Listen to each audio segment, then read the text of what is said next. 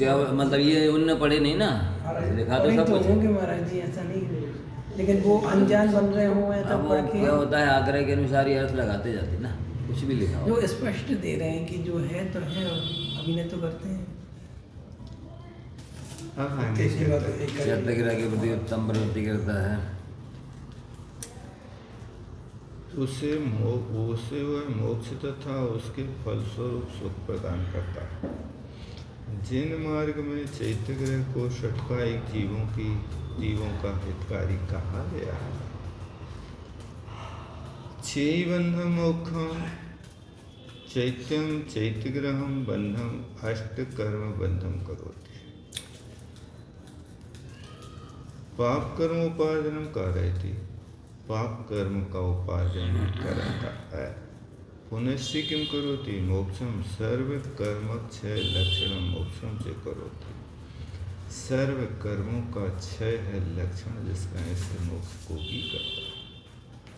चैत्यम चैत्यग्रह मैंने 8 कर्मों का बंध भी करता है यदि अभिनय करे साधु की तो, और सेवा करे तो 8 कर्मों का नाश भी करता है। हमें तो नहीं आ रही फोटो, ठीक है वो सेट होता है, वो तो जिसको ठीक ठीक ठीक। चैत्यम चैत्यग्रह दुखम चैत्यग्रह दुख शारीरिक मानसिक आगंतुक लक्षण दुखम अशाता बंध फलम करोति। चैत्यग्रह दुख भी करता है शारीरिक मानसिक आगंतुक लक्षण वाले असाता वेदनी के बंध का भी कारण। माने चैत्य के प्रति जो अपने का भाव रखता है वो असाता का बंध करेगा। चैत्य के प्रति जो भाव अच्छे रखता है वो साता का पुण्य प्रकृतियों का बंध करेगा। चैत्य का मुनि महाराज को चैत्य है, ये तो आयतन है, देवशास्त्र गुरु सब भगवान ही कहलाता है। थक नहीं जाना महाराज जी।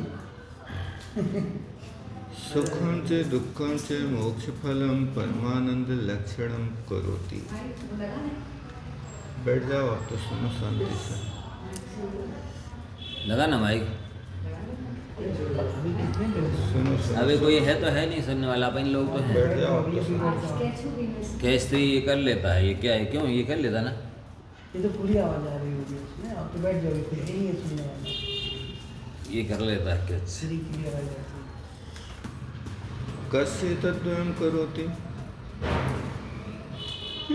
अच्छा, सुखम च मोक्ष फलम परमानंद लक्षणम करोति।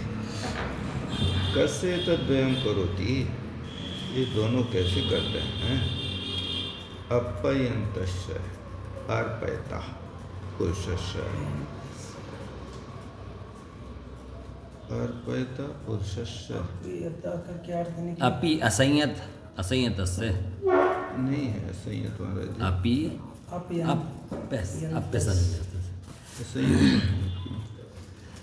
अर्पयता है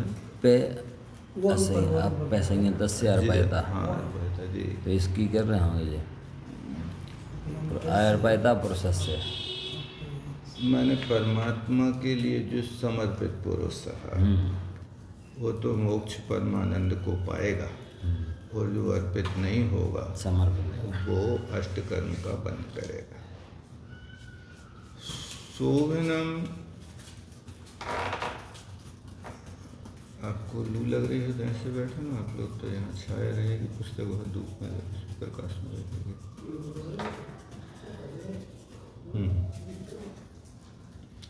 जो चैत्यग्रह का दुष्टम करोति तस्य पाप बंधम।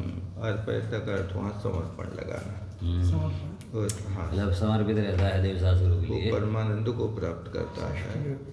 और जो चैत्यग्रह का दुष्टता करता है वो पाप बंध को उत्पन्न करता है।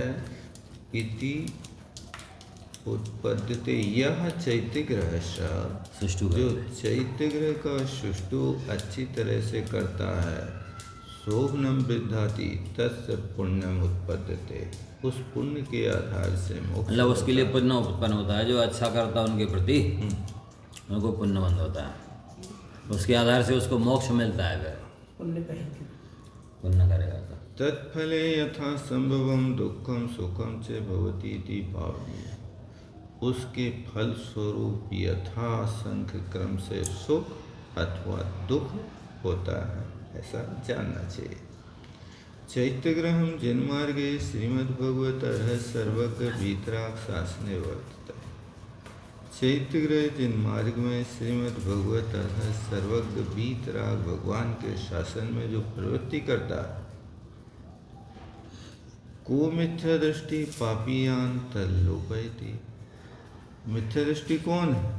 जो पापी व्यक्ति उसका लोभ करता है, सो कर्म का जिन शासन का है, वीतराग शासन का जो लोभ करता है और पाप बंद करता है, मिथ्या दृष्टि है।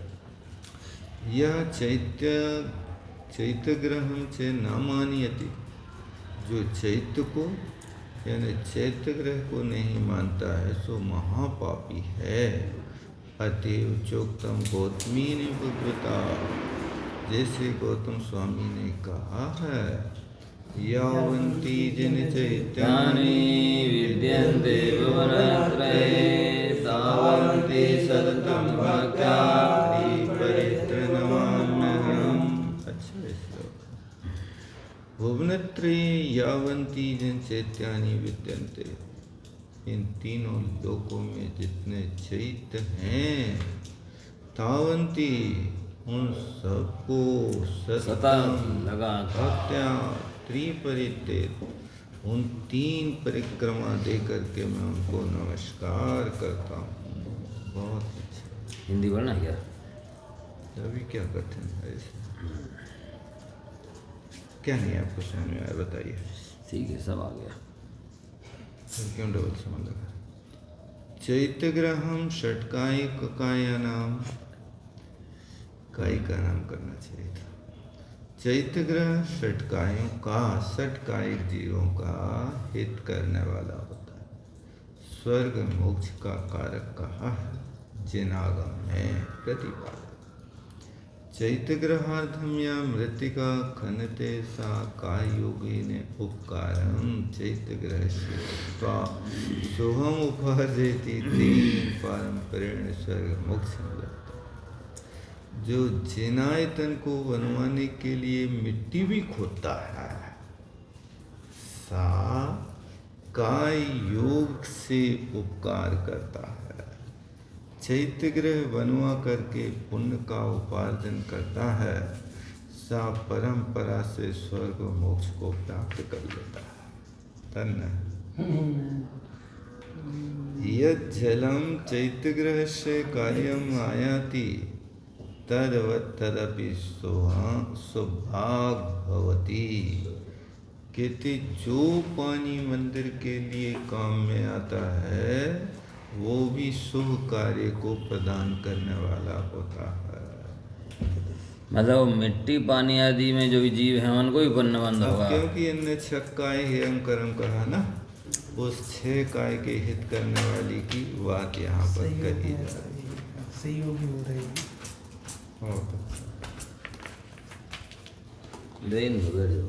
बैठ जाओ, गर्म हवा भी आ रही है, थक भी रहे हैं। रहने दो, थोड़ा विश्राम कर लो।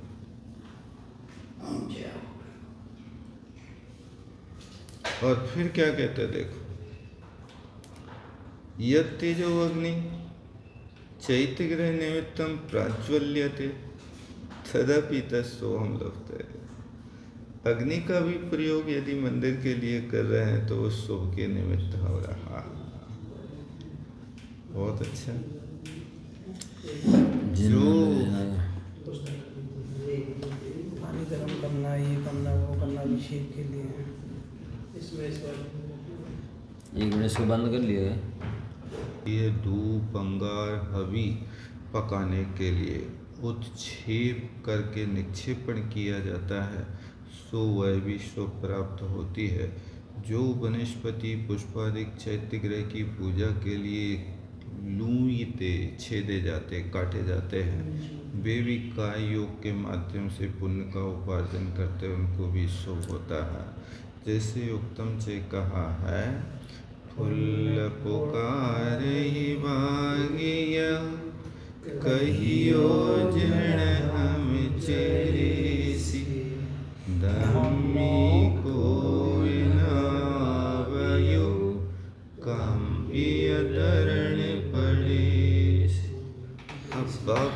सब फूल कह रहा, बागी यह फूल पुकारे, बागवान से फूल कह रहा है, जिण हम चढ़े सी कहे। यदि हम जिनेंद्र भगवान के चरणों में चढ़ेंगे तो धम्मी धर्मात्मा होंगे, और नहीं तो आवी कंपी धड़ से पड़ी सी। मतलब भगवान आएगा और तोड़ करके हम भगवान को चढ़ा देगा, नहीं तो हम हवा के झोंके में नीचे गिर जाएंगे और नष्ट हो जाएंगे। कांपते हुए नीचे गिर जाएंगे, कंपी धरणी पड़ी सी, कांपते कांपते धरणी में गिर जाएंगे। इसकी हिंदी बोल लो, थोड़ा स्पष्ट हो जाएगा। उन्होंने कहा है और भी जैसे वो उसमें पाठ में आता था ना स्कूल के, पुष्प की अभिलाषा करके कविता आती, पुष्प की अभिलाषा करके। अच्छा तो कवि ने उनको कविता बनाई थी कि सैनिकों के जो सैनिक आदि हैं उनके पद पे डाल देना आदि, इस प्रकार की कविता बनाई। भगवान की सजा पढ़ो इसका विशेष इसका अर्थ पूरा कर। पूरा और भी है, वैसे सर और भी है, बड़े पूरा करना बन नहीं रहा बैठते गड़ रहा। पूरा कर लिया जी करीबन भैया। चलो कोई बात नहीं। अब व्यवहार नय से चैत्य का अर्थ कहते हैं कि चैत्य का अर्थ उपलक्षण से चैत्य ग्रह है। यह चैत्य ग्रह बंध अर्थात अष्ट कर्मों के बंध को करने वाला है, मोक्ष अर्थात अष्ट कर्मों के क्षय को करने वाला है, तथा उसके फलस्वरूप दुख अर्थात शारीरिक, मानसिक और आगंतुक इन तीन प्रकार के दुखों को करता है, एवं सुख अर्थात मोक्ष के फलस्वरूप परमानंद को उत्पन्न करता है। भाव यह है कि जो मनुष्य चैत्य ग्रह के प्रति दुष्ट भाव करता है उसको पाप बंध होता है, और जो चैत्य ग्रह के प्रति उत्तम भाव रखता है उसके पुण्य उत्पन्न होता है, तथा उसी के आधार पर वह मोक्ष को प्राप्त होता है। बंध के फलस्वरूप दुख और मोक्ष के फलस्वरूप सुख को प्राप्त होता है, ऐसे भावना करनी चाहिए। जिन मार्ग अरिहंत एक और पुस्तक ले लो, इसमें रखिए अंदर जिन मार्ग भगवान अरिहंत सर्वज्ञ वीतराग देव के मार्ग में चैत्य ग्रह अर्थात जिन मंदिर है ही अत्यंत पापी कौन मिथ्या दृष्टि उसका लोभ करता है। अत्यंत पापी कौन मिथ्या दृष्टि उसका लोभ करता है। जो प्रतिमा और जिन मंदिर को नहीं मानता है वह महान पापी है। इसलिए भगवान गौतम ने कहा है कि तीनों लोकों में जितने चैत्यालय हैं मैं सदा भक्ति पूर्वक 3 प्रदक्षिणा देकर उन्हें नमस्कार करता हूँ। जिन मंदिर को जिनागम में षट कायिक जीवों का हित कारक स्वर्ग और मोक्ष को प्राप्त कराने वाला कहा है। चैत्य ग्रह के निर्माण के लिए जो मिट्टी खोदी जाती है वह काय योग के द्वारा चैत्य ग्रह का उपकार करके पुण्य कर्म का उपार्जन करती है, और उस पुण्य कर्म के द्वारा परंपरा से स्वर्ग तथा मोक्ष को प्राप्त होती है। मिट्टी के लाने कह रहा है, मिट्टी मतलब एक इंद्रिय, क्योंकि एक इंद्रिय कार्य योग मात्र है उसके पास, तो मिट्टी वहाँ से खोद के मंदिर में लगा दी गई, तो वो यहाँ से जा करके सर्व मोक्ष परंपरा से को परंपरा परंपरा से मतलब स्वर्ग पर्याय में आगे जाके अगर बंदी का लगा ले तो मतलब लेकिन अब उसने तो बुद्धिपूर्वक कुछ उपकार किया नहीं है, दूसरे ने खुद के लगा दिए। वही उपकार में तो काम आई, मंदिर के काम में आ उपकार गया। में काम आई। अभी पहली बार हमने कथन देखा है। नहीं लेकिन मूल गाथा में लिखा ना, छक्का हयंकरम बढ़िया चई हरम जन्मग्गे छक्का हयंकरम बढ़िया। नहीं तो अभी तो छतकाय के हित का मानो, उनकी बिरादना नहीं करो यही हित कर कष्ट है। उन एक इंद्रिय विकलत तरह की बिरादना नहीं करना, यही उनका हित कर है। चई हरम जन्मग्गे आज इनका स्वयं का सोच नहीं, चई हरम लिखा चैत्य ग्रह जिन मार्ग में 6 काय के हित करने वाला है। तो चैत्य ग्रह कैसे जिन मार्ग का? भगवान की वाणी नहीं लिखा है, चैत्य ग्रह लिखा है। चलो मोक्ष को प्राप्त होती है। जो जल चैत्य ग्रह के काम आता है वह भी मिट्टी की तरह पुण्य को प्राप्त होता है। जो अग्नि चैत्य ग्रह के निमित्त जलाई जाती है वह भी उसी तरह पुण्य को प्राप्त होती है। जो वायु चैत्य ग्रह के निमित्त अग्नि को प्रदीप्त करने के लिए विराधित होती है अथवा धूप के अंगार और नैवेद्य के पाक के लिए उपक्षेप अर्थात निक्षेप को प्राप्त होती है, ऊंची नीची की जाती है, वह भी उसी तरह पुण्य को प्राप्त होती है। जो पुष्प आदि वनस्पति चैत्य ग्रह की पूजा के लिए छेदी जाती है वह भी काय योग के द्वारा पुण्य उपार्जन करती है, अतः उसका भी भला होता है। कहा भी है कि बागवान फूल से कहता है कि फूल तुम जिनेंद्र भगवान के को कैसे चढ़ाए जाओगे, क्योंकि कोई धर्मात्मा जीव नहीं आ रहा है, तुम यूं ही कंपित होकर पृथ्वी पर गिर जाओगे। मतलब धर्मात्मा के द्वारा तोड़ा हुआ फूल वो वहाँ पर शो का उपार्जन करेगा, यदि धर्मात्मा नहीं तोड़ेगा, यानी पुजारी फूल तोड़वे नहीं जाए तो फिर वो गिर के जमीन में नष्ट हो जाएगा। बहुत अच्छा। आगे किसी ने वाटिका लगवाई, किसी ने फूल चुने और किसी ने जिनेंद्र भगवान को चढ़ाए। ये तीनों ही पुरुष एक समान हैं, एक समान ही पुण्य को प्राप्त होते हैं। इसी पद्धति से त्रस्त जीवों के भी यथा संभव पुण्य का उपार्जन होता है, ऐसा जानना चाहिए। इस प्रकार चैत्य ग्रह नाम का दूसरा अधिकार समाप्त हुआ।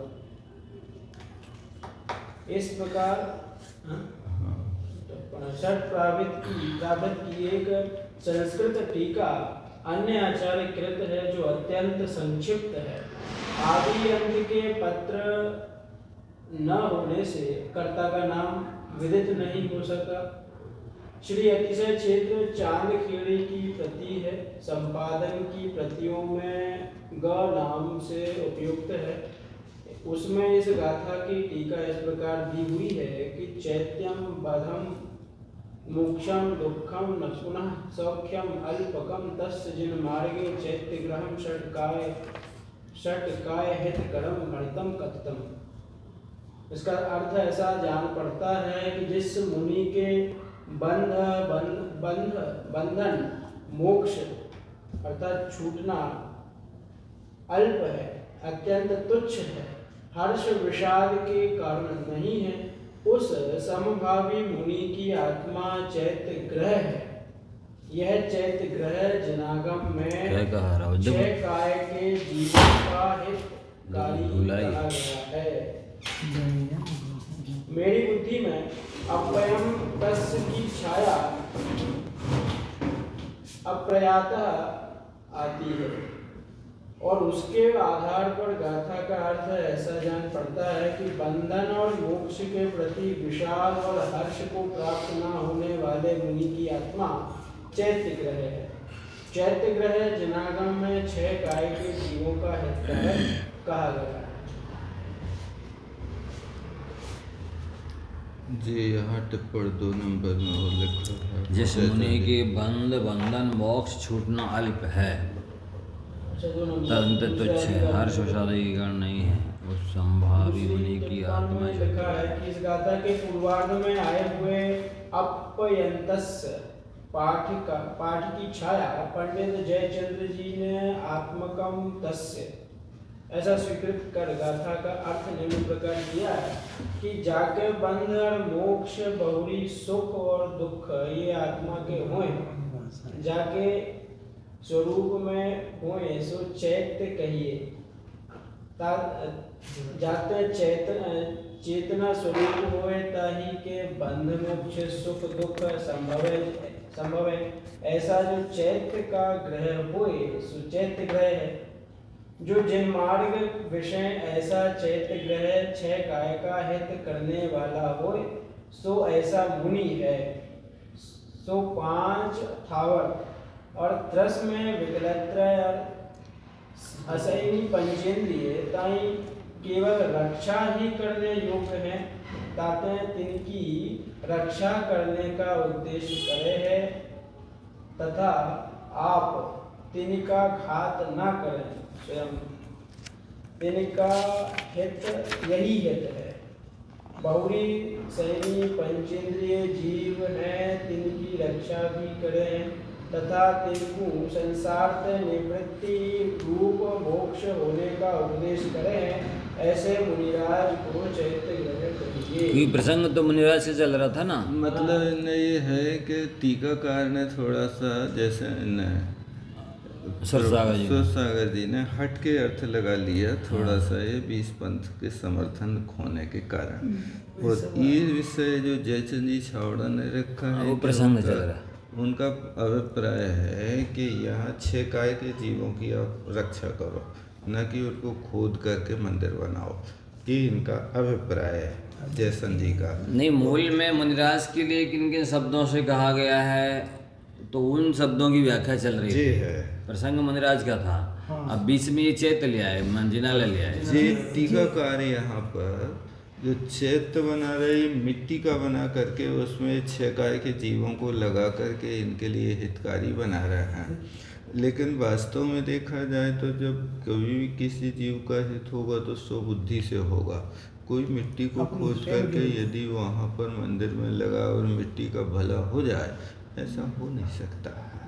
क्योंकि वो चीज़ तो अपने आप में उसके ऊपर गैती पटकोगे तो उसको संकलित तो होना ही। वैसे 6 काय के जीवों का हित है कि मुनि महाराज से समितियों का पालन करेंगे, उनका घात नहीं होगा, ये हित है। बाकी तो हित नहीं हो सकता है। ऐसा सुई पड़ी।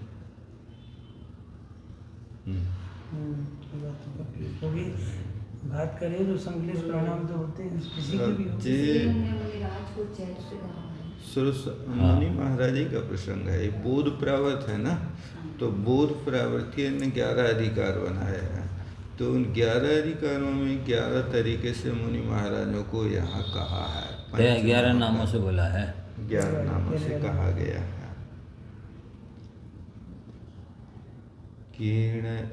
ये सब विषय जो है इनका सुरसागर महाराज का स्वयं का चिंतन है। आगम में अभी तक कहीं ऐसा पढ़ने में आया नहीं। कीड़े बाड़ी बाइया केड़े बीणी फूल कीड़े जड़ चढ़ाविया ये तृण समतुल। किसी के द्वारा बाड़ी का है ये भी मालूम नहीं है। अन्य कहा है। हाँ जी, मतलब लगता है उनके जो 35 श्राप का चार है, उन श्राप का चारों में से ला करके वैसा इनने कहीं लिखा भी नहीं ना महाराज जी, कहाँ है अलग से नहीं दिया कुछ भी। उत्तम से करके जो दिया है तो नहीं मिला। नहीं दिया। तो किसी के द्वारा बाड़ी लगाई गई, किसी के द्वारा फूल बीने गए, वो किसी ने भगवान के चरणों में फूल चढ़ाए। ये सब 3 एक समान हैं। बाड़ी लगाए तो भी, फूल बीन के ला के भगवान के चढ़ाए तो भी, और किसी के यहाँ चढ़ा करके भगवान की भक्ति करे, ये तीनों एक समान हैं। इस चीज़ का समर्थन यहाँ पर होता है। हाँ, लेकिन मुनि महाराज का प्रसंग था ये 11 नामों के द्वारा। तो वही अर्थ करना चाहिए था कि मुनि महाराज के द्वारा 6 काय के जीवों की रक्षा होती है। ऐसे मुनिराज की कोई विराध न करता है तो पाप का बंद होता है, और पूजा सेवा करता है तो स्वर्ग मोक्ष मिलता है। ये मतलब ऐसा कुछ पाठांतर हुआ है इनका। इनने हिंदी काल में शुरू में कहा था ना कि आचार्य महाराज कुछ विषयांतर हुए। ऐसा यहाँ इनने शुरू में कहा था, प्रस्तावना में कहा था। वो इन विषयों को मतलब विद्वानों को भी जमा नहीं है, इसलिए उन्होंने ये बात रखी। जयचंद जी ने किया ना वैसा अर्थ। हाँ, जयचंद जी का सही लगता है।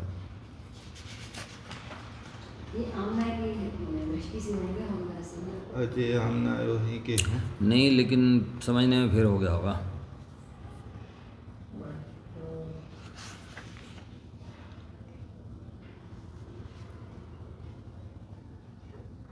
जिसमें आयतन, चैत्यग्रह, जिन प्रतिमा, दर्शन, जिन बिंब, जिन मुद्रा, आत्मज्ञान, देव, तीर्थंकर, अरहंत, प्रज्ञा, इन 11 स्थानों के माध्यम से दिगंबर धर्म और मुनिचर्या का स्वरूप बहुत ही उत्कृष्ट रूप से प्रतिपादित किया। ऐतिहासिक दृष्टि से इस पावड़ की अंतिम 2 गाथाओं में अति महत्व के हैं, जिनमें आचार्य कुंदकुंद ने अपने गमक गुरु भगवान सुरकेवली भद्रबाहु का जयघोष किया है। यहाँ और भी कहीं किया था हमने, चलो कोई बात नहीं, समझ में फिर हो गया उसकी उन्होंने अर्थ कर दिया।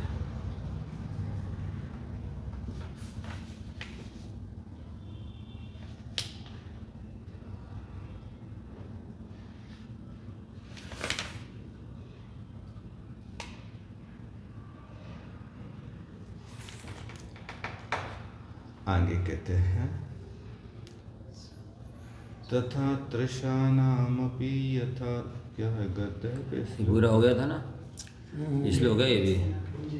तथा तृषानामपि उसी प्रकार से त्रसजीव भी यदि उसमें मतलब उपयोग में लाए जा रहे हैं तो उनको भी इसी तरह स्वर्ग मोक्ष परंपरा से मिलेगा, ये कह रहे हैं। अब क्या त्रसीवों को कैसे, अब मिट्टी को तो बना के चैत्य बना दो, त्रसीवों जैसे अब फूल चढ़ाए उसमें मान लो 1 लात रहे हैं, ये मर गए तो उसकी पूजा के निमित्त मरे हैं, इसलिए वे भी स्वर्ग मोक्ष की हमसे प्राप्त। तो फूल को चढ़ा रहे हैं कि अब त्रस को चढ़ा रहे हैं? अब त्रस की भी हिंसा तो होती है जिनालय आदि बनाने में। एक तरफ तो आपके यहाँ ये कहा जा रहा है कि यदि जिंदा चींटी कोई फल में देकर के या कोई जीव फल में देकर मुनिराज की अंजलि में रख दे तो भी मुनि महाराज अंतराय कर देते हैं, आई थी, क्योंकि वहाँ पर आप जीव का दान तो दे नहीं सकते। हमें आई थी ना आज जिंदा इल्ली अब मान लो धोखे से आ गई है, नहीं, नहीं है। आई जाती, धोखे में आई तो कैसे, अंतराय तो है, अंतराय किया था। वो फल के अंदर कीड़े आ जाए, जीवित आ जाए या मरा आ जाए, अंजलि में तो अंतराय दान होता है क्या? अंतराय करना पड़ेगा, अंतराय किसी ने दे दिया है तो अंतराय, और अगर उड़ के आ गया है जीवित है तो उसको हटा सकते हैं कम कम। अब वो बात अलग है, उड़ के आ जाए, वो उड़ के आ जाए और स्वयं उड़ जाए तब बात है, उसको नहीं धीरे से निकल जाए। हाँ धीरे धीरे जो भी मतलब वो जैसी भी स्थिति में आए वैसा स्वयं चला जाए, वो अंजलि से ना हटे तब फिर उसको कोई खिसका नहीं सकते आप। अगर यहाँ बीच में आ गया इस साइड में आजू बाजू में तो फिर भी चल जाएगा, वो यहाँ आएगा तो फिर कैसे? वो तो है, मक्खी भी उड़ के आ जाती है, उड़ जाती है।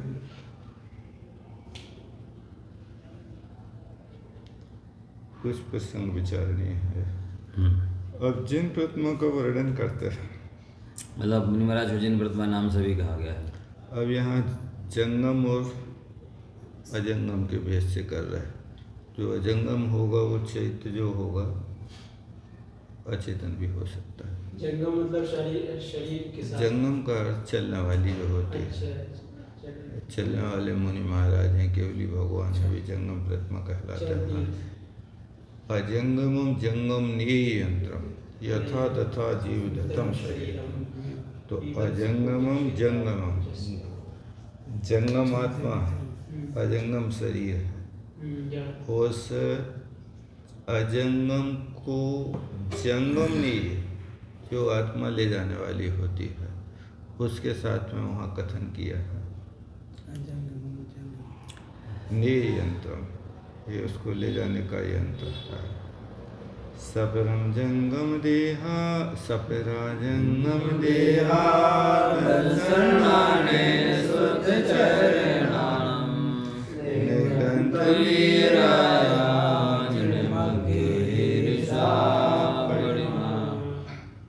अब कहते हैं कि सपरा जंगम देहा, छायाकार जंगम बना रहे,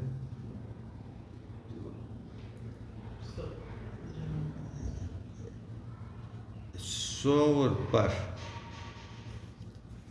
ऐसे सम्यक दर्शन सम्यक ज्ञान के द्वारा शुद्ध निर्दोष चारित्र को धारण करने वाले तीर्थंकर की प्रतिमा सुशासन और प्रशासन की अपेक्षा 2 प्रकार की है।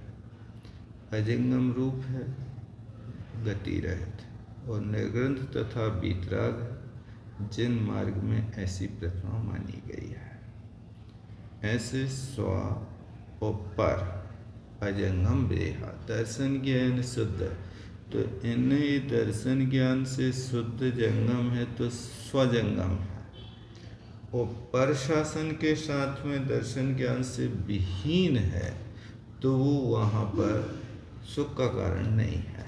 शुद्ध चरणानाम, शुद्ध आचरण से युक्त निर्ग्रंथ वीतराग जिन मार्ग में ऐसी प्रतिमा कही है।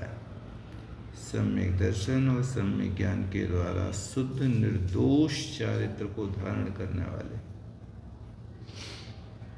शुद्ध आचरण। तीर्थंकर की प्रतिमा, तीर्थंकर कहाँ से निकाल रहे हैं? वही फिर ले आए, मुनि महाराज से चल रहा है प्रसंग। तीर्थंकर आ सकते जंगम प्रतिमा में, मुनि महाराज भी हो गए, क्योंकि मुनियों के भेद में निर्ग्रंथ स्नातक भी आते हैं, इसलिए उनको ले सकते हैं जंगम को।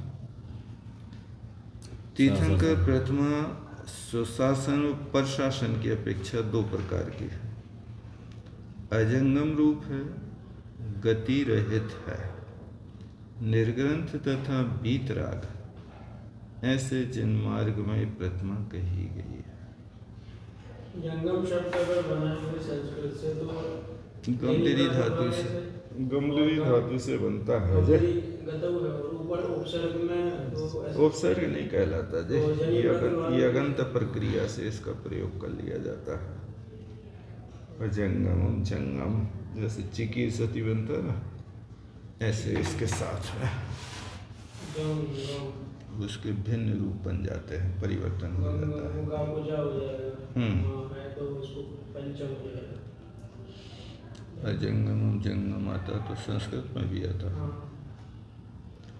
स्वकीय अर्ह शासन संबंधी, अरहंत भगवान के शासन संबंधी जो होता है वो परापरकीय शासन संबंधी प्रतिमा, पर के शासन संबंधी प्रतिमा।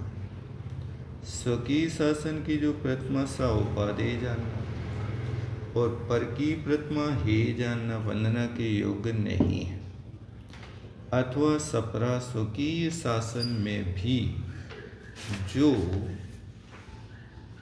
प्रतिमा उत्कृष्ट है सवंदनीय है, वंदना के योग्य, न तो अनुत्कृष्टा, तो उत्कृष्ट नहीं है। का उत्कृष्टा का अनुत्कृष्टा इति चेरुच्यन्ते, उत्कृष्ट और अनुत्कृष्ट क्या कहलाती है? या पंच जैना भाषै अंचलकार रहिता भी नग्न मूर्ति रवि प्रतिष्ठता भवति सदा वंदनीय। कहते जो 5 प्रकार के जैना भाषों के द्वारा ऐसी प्रतिमा अंचलिका रहता है, अभी वस्त्र से रहित हो करके भी, अंचल माने वस्त्र होता है, यानी वस्त्र से रहित हो करके भी ऐसी नग्न मूर्ति भी हो गए तो भी वो वंदना के योग्य नहीं है। इन जैनाभाषों के द्वारा वंदनीय आदि, जैनाभाषों के द्वारा बनाई हुई, बनाई- प्रतिष्ठित की हुई जी है। इनमें द्राविड़ संघ, यापनी संघ, काष्ठा संघ, इस संघ तो अलग हैं, लेकिन ये दिगंबर रामनाय वाले हैं। इनकी प्रतिमाएं भी दिगंबर ही होती हैं, अन्य नहीं होती हैं। तो इनके लिए ये निश्चित कर रहे, जैसे मान लीजिए आज अन्य स्थानों पे वीतराग प्रतिमा तो मान रहे हैं, लेकिन अपने आप को शुद्ध तेरा पंथ से भी उठ करके एक और नाम अपना रख लिया, शुद्ध तेरा पंथ, माने तेरा पंथ से संतुष्टि नहीं हुई अभी। अब उस तेरा पंथ में भी शुद्ध जुड़ गया, और शुद्ध जुड़ गया इसका मतलब है कि मुनि महाराजों के द्वारा प्रतिष्ठित नहीं है, वो शुद्ध है। दिगंबर होते हुए भी पूजनीय नहीं है। अब दिगंबर मुनि महाराज उनके यहाँ मान्य नहीं है। दिगंबर मुनि महाराज यदि प्रतिष्ठा कर देवे तो उनके लिए क्यों मुनि महाराज होते नहीं, पंचम काल में तो प्रतिष्ठित होगी नहीं प्रतिमा। तो ऐसी प्रतिमा यदि उनने बना ली, वो दिगंबर भी है, दिगंबर भी है, लेकिन आगम के परिप्रेक्ष्य में आगम सम्मत नहीं है, तो वो भी जैनाभासियों की कोटि में है, क्योंकि इनका मूल नायक जो है उस श्वेतांबर परंपरा से आया हुआ है, और वो श्वेतांबर परंपरा से आए हुए शवस्त्र मुक्ति मानते हैं। अब यहाँ पर आप दिगंबर की कह तो रहे हो कि दिगंबर धर्म अच्छा है, लेकिन अच्छा होने के बाद भी इसके बहुत सारे सिद्धांत का तो आप लोप कर रहे हैं ना। उन सिद्धांतों को आप कहाँ स्वीकार कर रहे हो, एकांत पक्ष कर रहे हो। दिगंबर साधु हैं, लेकिन फिर भी समय सार की अपेक्षा से आप मिलान करते हो, समय सार के साधु न मिले आपको तो साधु होते नहीं हैं।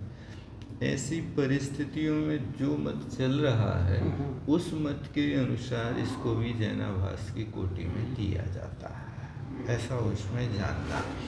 इसीलिए कुंद स्वामी ने प्रवचन सार में एक गाथा रखी, छदमस्त विहित वत्थुषु नियम जन दान दान रदो, यानी छदमस्त के द्वारा यदि कोई सिद्धांत बना दिया गया है तो भले ही कितना व्रत नियम ध्यान में रत हो, वो आगम सम्मत नहीं माना जाता है। ऐसा प्रवचन सार में आचार्य महाराज ने एक गाथा 76 नंबर की है ना, 4 चुलिया में है, नहीं ये तो पहले ही छदमस्त वस्तु 4 चुलिया में, तो वहाँ पर ये विषय आया है, वो विचारणीय हो जाता है। इसलिए 5 प्रकार के जैनाभासों का जो पहले रूप बनाया, कौन कौन से हैं 5 जैनाभास? एक तो गोपच्छक, गोपच्छक, सफेद वस्त्र, द्राविड़, याज्ञी और निष्पिच्छक, ये 5 प्रकार के जैनाभास ने कहे। वो बाहुबली की प्रतिमा बनाई थी अपने यहाँ बड़े जी में, वो तो स्टेच्यू था, वो प्रतिमा कोई पीतरा थोड़ी है, प्रणाम करने के रूप नहीं है, प्रतिष्ठा तो थी नहीं उसको। और वो क्या है कि बच गया प्रतिमा वो बना दी थी ना, तो उन्होंने कहा थे यहाँ आपने कर लिया है, तो आचार्य थे तो बोले इसके कारण अगर मंदिर पूरा अपना जगह हो रही है तो इसको निष्ठापन कर दो। नहीं, और वो क्या है कि उन्होंने देखो एक स्टेच्यू बनाया, लेकिन समझदारी से नहीं बनाया, लोहा लगा दिया उसमें। लोहे की प्रतिमा के अंदर, मंदिर में लोहा नहीं होता, प्रतिमा में कैसे लोहा लगा दिया? तो वो लोहा लगा करके एक उन्होंने सिर्फ स्टेच्यू जगह को कवर करने के लिए लिया था, लेकिन जो सोचा नहीं। अब जो प्रतिमाएं उनने शिलाओं पे उत्कीर्ण कर दी, फिर उनसे हानि नहीं हुई, लेकिन जो लोहे की प्रतिमा बनाई तो वो ले डूबी के तुम्हारे करोड़ों रुपए के कमरे भी ले डूबा, वो सारे के सारे वो ध्वस्त हो गए। जो ऊपर बने थे कमरे, जहाँ नेमिनाथ की यात्रा थी, बारात वगैरह, ये सब कमरों के पीछे मतलब ये यहाँ बाजू में बनाए थे कॉलेज के IAS वालों के लिए। तो ये वास्तु बिगड़ता है, तो वास्तु के कारण सारे दोष आ जाते हो। इसलिए कोई भी चीज़ आप बना रहे हो तो उस चीज़ के लिए पहले अच्छी तरह से सोच समझ करके रखना चाहिए, अन्यथा वो कष्टप्रद होती है। जो उसी समय कहा था गढ़ावाल जी से कि आप ये लोहा लगा करके आप बना रहे हो, ठीक नहीं है। अब क्योंकि आप बाहर से बीतरागता दे रहे हो, अंदर में तो उसमें अपूज्यता है। अब वो बाहर का यात्री आता है तो वो स्टेच्यू को भी नमस्कार कर रहा हो, द्रव्य भी चढ़ाते थे लोग, वहाँ बैठ कर के ध्यान भी करते थे, और प्रातःकाल 9 बजे तक छाया रहती थी, तो कई लोग वहाँ के कर्नाटक वगैरह के आके बैठते थे, पूजा पाठ कर लेते थे। भी बनाया था, वो हिरिन भी तोड़ा, इसी के बाद उसे हिरिन बनाया था। तोड़ने से पहाड़ी बच गई। उसी का चल रहा था कि ये पहाड़ पे आपने अलग से निर्माण किया है। अच्छा, यदि वो बने रहते तो पहाड़ पर पूरा चला, पूरा चला जाता, नंदी सुर से सूरज आ रहा अवैध में चला जाता। और वो निकाल दिए तो उसको कहा कि आपको इनको हटाना पड़ेगा, और जो बिल्डिंग बना वो आश्रम क्वार्टर बनाए हैं। क्वार्टर बनाए थे, वो भी तोड़वाए। अब यदि केस चल रहा है तो थोड़ा थोड़ा दिखाया जाता है कि हम लोग तोड़ रहे हैं, ये कर रहे हैं, ये केस चल रहा है। तो आचार्य भवन आ गए थे तो उतना सब बच गया। उसी समय आए थे और वो पूरी दोपहरी में आचार्य भवन ने पूरा दोबारा हो गया ना अतिक्रमण, तो फिर से तोड़ दिए ना ये मकान दुकान सब। हाँ, अपनी जिन्होंने नाजायज पहाड़ी कब्जा पे कर लिए थे उनको अलग दिए हैं। पहाड़ी का अपने तो ये पूरा नीचे बाजू से ही जा रहा था। अन्नपूर्ण भोजनालय है, उसको भी तोड़ा। तो गढ़वाल ने से कोई किस्सा बचा दिया, वो इन्हें अपनी अन्न भोजनालय उनके पीछे जो आप लोग रहते उसके पीछे संकर जी का मंदिर था बहुत बड़ा, वो भी ने बचा लिया। बचा लिए। हाँ, उन्हें बचा लिया।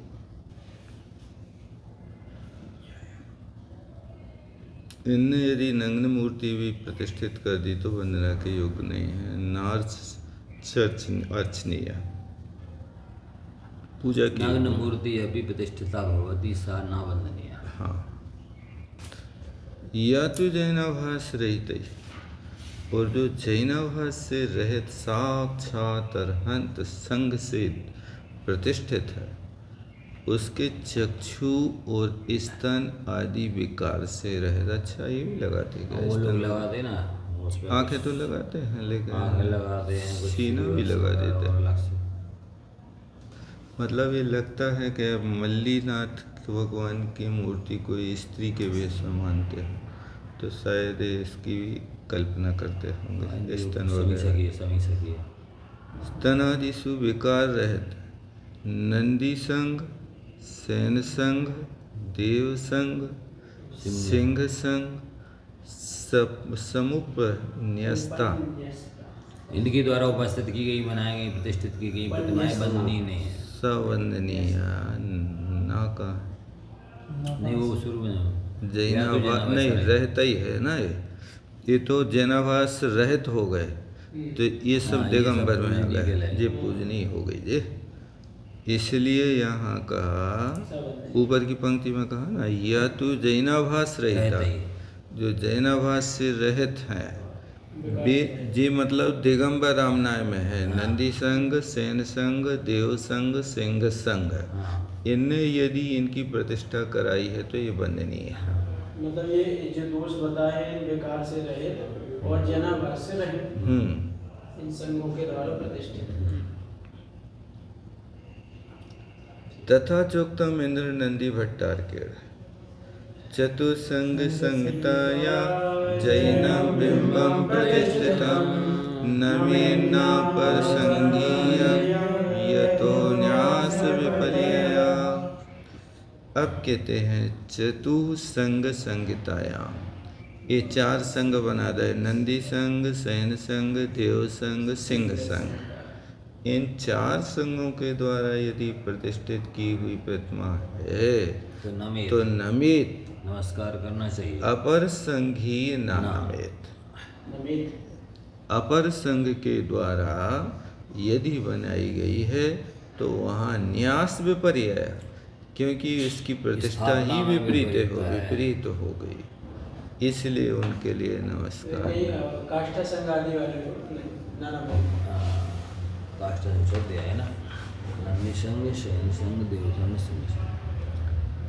ये संघ चलते तो हैं, जैसे जे नंदी परंपरा चलने लगी, देव नंदी है, कनक नंदी है, पद्म नंदी है। हाँ, तो ये नहीं, सम्मान है परंपरा। सिंगरत वाले भी नहीं, वे तो किसमें आएंगे? 13 पंथी हैं वे तो, वे इसमें नहीं आए, वे इस परंपरा से, क्योंकि ये जो है ना, इनकी परंपरा आचार्य सूर्य सागर से।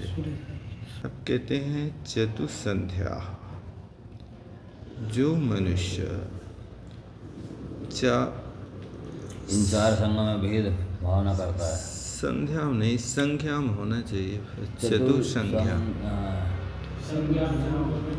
यस्तु चतुसंज्ञाम नरो, जो व्यक्ति इन 4 संघों में भेद भावना विदध्या, भेद की भावना करता है, वो सम्यक दर्शन से अतीत है, वो संसारी संस्कृति आरंभ, और वो संसार में परिभ्रमण करता रहता है। संज्ञाम कैसे बन गया? संज्ञ बनता।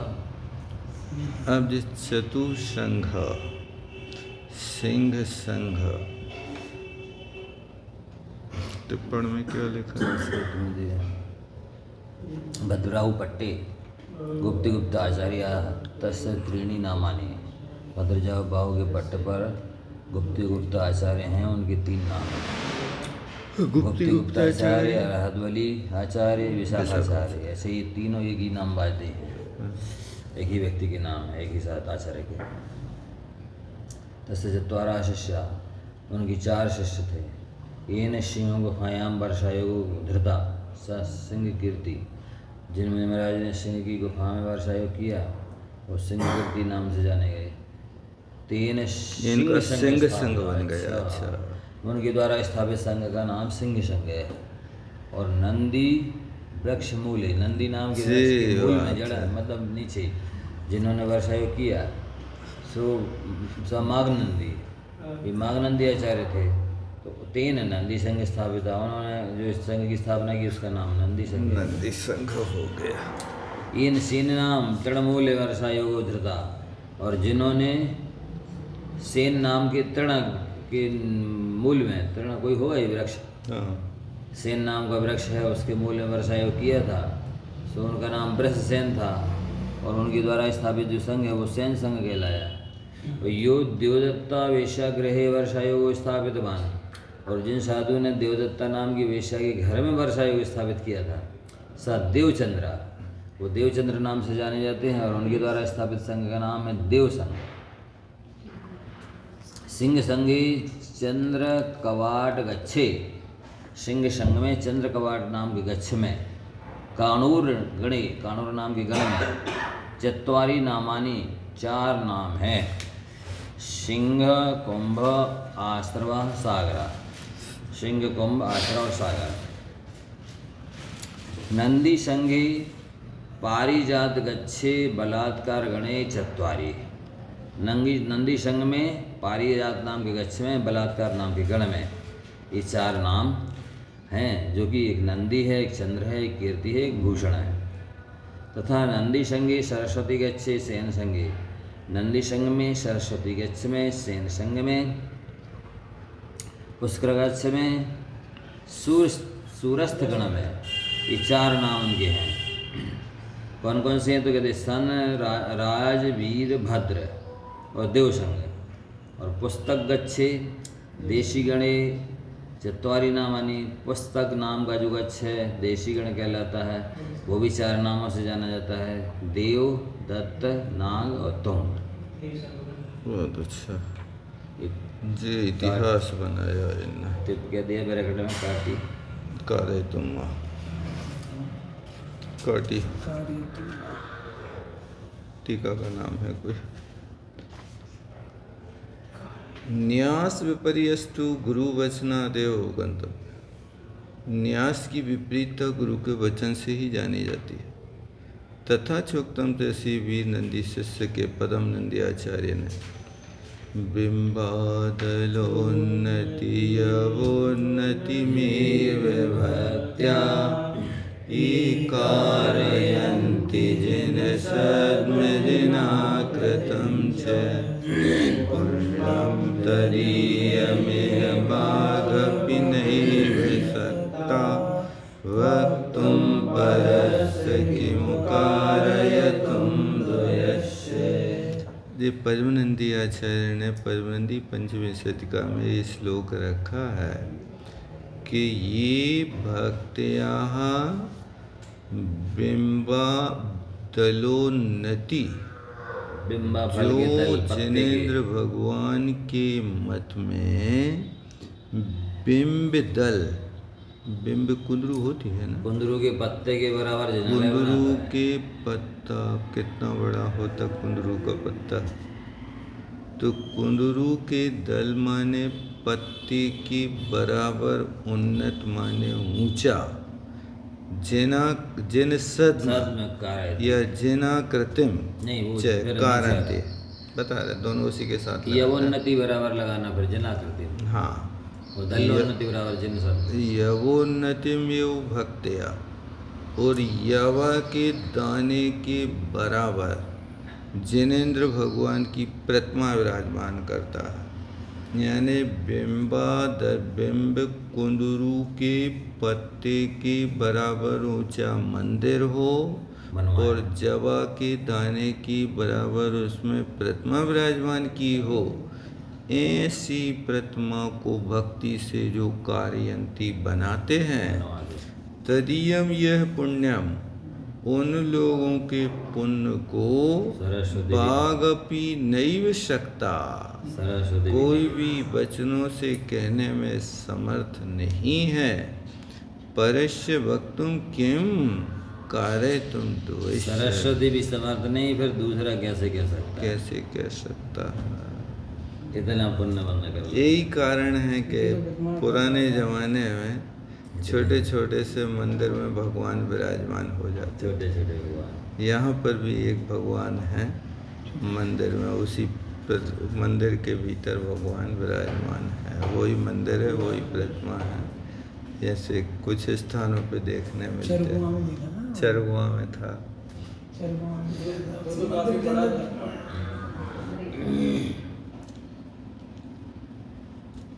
बहुत अच्छा। कई उसको केस बड़ा कई रहते दूसरा। जो मनुष्य भक्ति पूर्वक अधिक नहीं तो कम से कम बिंबादल कुंदरू के पत्ते के समान ऊंचे जिन मंदिर को और जौ के बराबर ऊंचे जिन प्रतिमा को बनवाता है, उसके पुण्य का कथन करने के लिए सरस्वती भी समर्थ नहीं है। फिर जो अधिक ऊंचे जिन मंदिर और जिन प्रतिमा को बनवाता है, उसके पुण्य को तो कौन कह सकता है? कहना ही क्या है। बहुत अच्छा। यही परंपरा है कि जहाँ मंदिरों की प्रतिमा और मंदिर बनवाने में लोग खूब रुचि रखते हैं। बहुत अच्छा।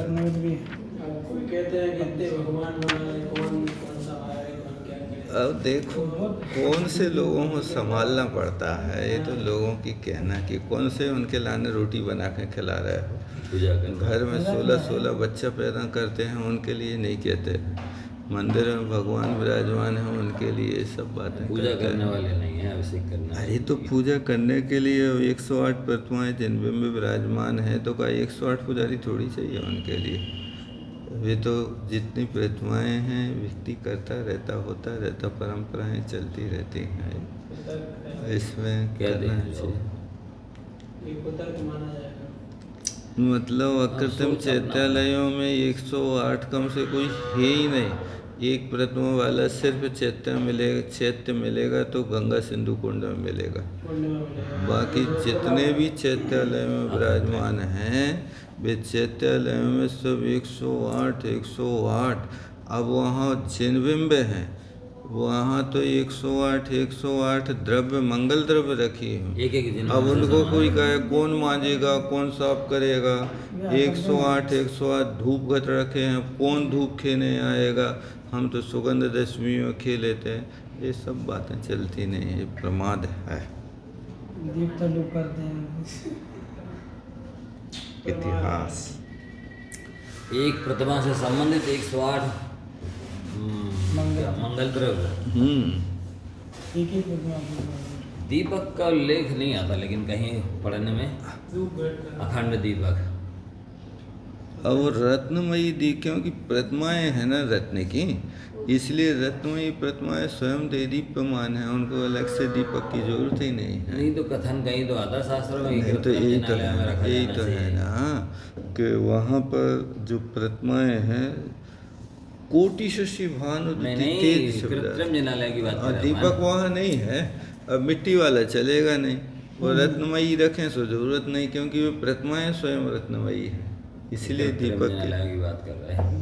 यहाँ कथन तो आता शास्त्र में अष्टद्रव्य की पूजा के प्रसंग में कहीं भी कि दीपक का खंड रखा जाना चाहिए। है तो यही मतलब 108 झारी, 108 तुम्हारे दुंदवी, सिंहासन आदि सब एक 108 एक प्रतिमा क्यों? ये सब ऑल टू ऑल। कोई चीज़ की कमी नहीं होती।